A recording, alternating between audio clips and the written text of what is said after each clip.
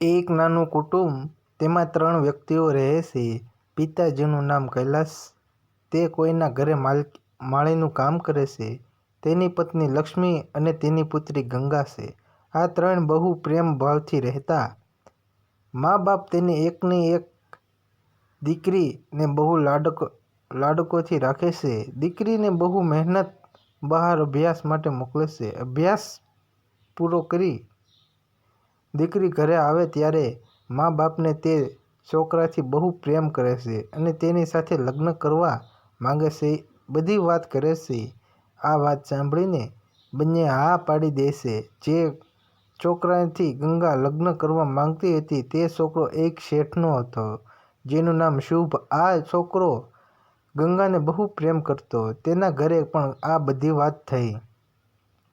ત્યાં પણ બધાની હા હોવાથી એક દિવસ શેઠના દીકરાનું માંગુ લઈને જાય છે. કૈલાસનું ઘર બહુ નાનું હતું, પરંતુ તેનું દિલ બહુ મોટું છે. તે શેઠ પણ બહુ સારા અને ઉચ્ચ નીચના કોઈનો ભેદભાવ રાખતા નહીં. પહોંચ્યા અને બધી વાત કરી. બધાની હા હોવાથી તેની સગાઈ કરવાની નક્કી કરવામાં આવી. લગ્ન અત્યારે ના કરવાનું કારણ કે હતું કે છોકરો આગળ અભ્યાસ કરવા માંગતો હતો, બહાર જવાનો હતો અને થોડા વર્ષો અભ્યાસ પૂરો કરી પાછો આવી જવાનો હતો. આથી અત્યારે મારે સગાઈ કરી નાખવી એવી ઘરના બધાની ઈચ્છા હતી. આ દુનિયાને અલગ છે. આથી તેઓ આ નવો રિવાજ છે કે જે કોઈ છોકરીને સગાઈ થાય તેની બહેન હોવી જોઈએ, નહીંતર કોઈને બહેન બનાવવી પડે છે. આ રિવાજ કોઈ આગળ વિસ્તારથી વાંચો.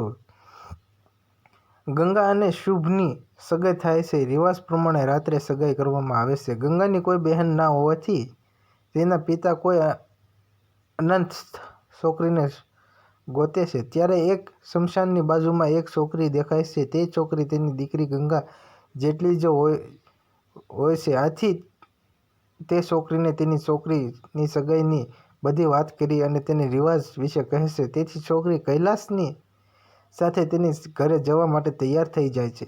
બધા ઘરે બહુ ઉત્સાહથી સગાઈની તૈયારી કરે છે. ત્યારે બધા જોવે કે કૈલાસ એક ગંગા જેવડી છોકરીને લઈને આવે છે. આથી બહુ બધું ખુશ થાય છે. કૈલાસ બધાને આ છોકરીને કેવી રીતે મળી તે વાત કરે છે. ત્યાર પછી તે છોકરીનું નામ કમલ રાખવામાં આવ્યું.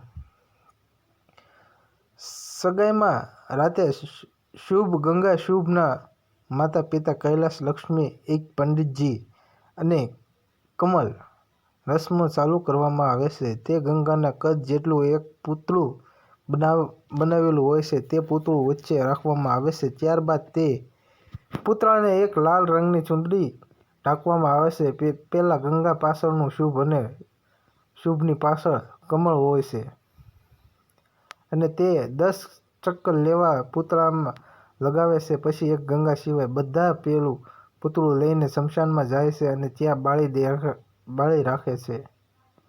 સવારે બધા એકબીજાને મીઠાઈ ખવડાવે બધાએ આપે છે, પણ બધાને ખબર નથી કે તે બધા પર તેની મોત ફરે છે. પછીના દિવસોમાં બધા પોતાના કામે લાગી જાય છે. શુભ અભ્યાસ માટે જાય છે. અહીં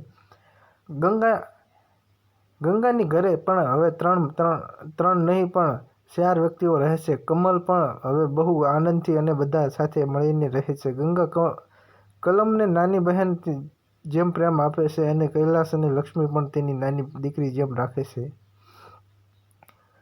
કમલ થોડા દિવસમાં જ બધાનો વિશ્વાસ જીતી લે છે. પછી આરામથી થોડા દિવસોમાં નીકળી જાય છે. હવે કયા કારણથી કમલ સાથે રાખી આગળ ભયાનક રિવાજ તો તમે વાંચ્યો, પણ આમાં કમલ કયા કારણથી તો રિવાજ પ્રમાણે જો કોઈ છોકરીની સગાઈ થાય તો તેની બહેન હોય તો નહીં તો કોઈને બહેન માનવીની સગાઈ કરવી. સગાઈમાં 3 વ્યક્તિઓ એટલા માટે કે જો એક છે જે છોકરીની સગાઈ થઈ તે કોઈ પણ કારણસર મરી જાય તો તેની સાથે જે બીજી છોકરી હોય તે છોકરાની લગ્ન કરે છે. જે આરામથી દિવસો વિતાવતા હતા તે દિવસો હવે પૂરા થયા.